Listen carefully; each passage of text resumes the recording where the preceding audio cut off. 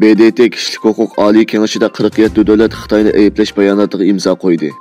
Birleşken Devletler Teşkilatı Kişilik Hüquq Oliy Kengashining 50. qitimliq yig'inida 47 davlat Xitoyning Sharq Turkistondagi kishilik huquq depsanchiligini ayıplash bayonotiga imzo qo'ygan hamda BDT Kişilik Hüquq Oliy Komissarini Uyg'ur rayoni haqidagi kishilik huquq dokumentini e'lon qilishga chaqirgan.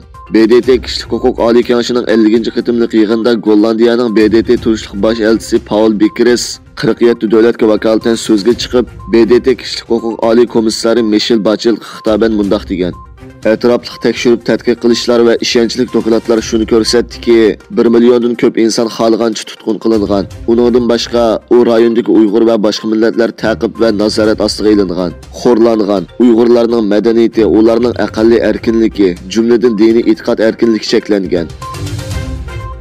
Tayvan Xitoyning Tayvan bo'g'ozidagi kishilik huquq talabini rad qildi. Xitoy bilan bo'lgan egilik huquq to'qinishi turayotgan Tayvan hukumati Beyjingning Tayvan bo'g'ozining o'zining dengiz tavallik ekanligini o'ttirib qo'yishi qarshi turib, bu rayonni xalqaro suv tavalligi deb atadi. Tayvan Tashqi ishlar ministrligining bayonotchisi Beyjing doiralarining Tayvan bo'g'ozi Xitoyning dengiz tavalligi va alohida iqtisodiy rayoni doirasiga kirdi degan so'zlarga raddiya berdi. Xitoy bilan Rossiya hamkorlikni yana bir qatim ta'kidladi.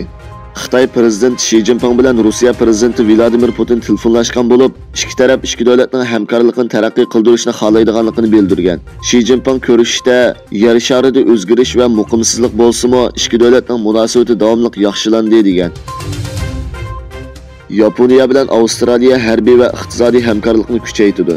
Yaponiya poytaxti Tokioda ziyorati bo'lgan Avstraliya davlat mudofaa ministri Richard Marles, Yaponiya tashqi ishlar ministri Keishi Nobu bilan ikki taraflik va rayon xarakterlik taraqqiyotlarni muzokara qilgan. Egilishicha, Keishi bilan Marles Avstraliya bilan Yaponiyaning Xitoy ta'sirini his qildirayotgan Hind-Tinch okean rayonidagi ikki taraflik harbiy va iqtisodiy hamkorlikni oshirish to'g'risida kelishim hosil qilgan. Suriya temisidagi Ostona suhbatlari Qozog'istonda boshlandi. Turkiya, Rossiya va Iran kepil davlatlar bo'lgan Suriya to'g'risidagi Ostona suhbatining 18-aylanmasi Qozog'istonning poytaxti Nur-Sultonda boshlandi. Suhbatning kun tartibi Rossiyaning insonparvarlik, ijtimoiy va iqtisodiy vaziyati, Janvalik Suriya asosiy qonun komitetini asliga keltirish va ishonch turg'izish tadbirlari, mahbuslarni qo'yib berish va g'oyib bo'lganlarni izlash, shundaqla suriyalik musofirlarning yurtga qaytishiga sharoit hozirlash qatorliqlarini o'z ichiga oladi. Xitoy Xalqaro emgakchilar tashkilotining Sharq Turkistonga aloqador talabini rad qildi.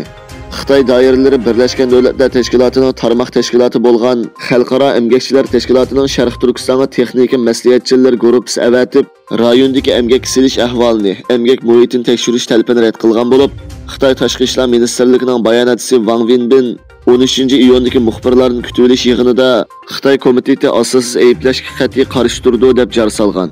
Wang Wenbin yana qiliplashgan yolg'on so'zlarini takrorlab, Xitoy xalqni markaz qilib ishchi xizmatchilarning huquqi va manfaatini qo'g'dashga ahamiyat berdi deb bildirgan.